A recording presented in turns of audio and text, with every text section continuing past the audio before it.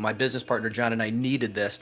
We were $268,000 in unsecured debt. The bank had collateralized all our equipment. They were getting ready to, they really put the screws to us, and the bank almost put us out of business. Mm. We learned the systems. We implemented the systems. I read all the books. I've grown through the program, now serving Howard because I see the value in it. And I asked him, can I serve? How can I serve?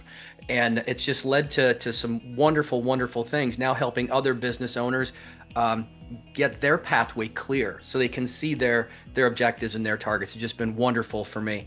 I came from a career that had great structure, but losing some of that foresight because you get lost in the myriad of decisions and just the business, and you forget about your goals. And so being able to come back and be on track with the Phenomenal Business Growth Planner, and to be around a community that when you're hurting lifts you up, and then when you're doing successful pushes you even further.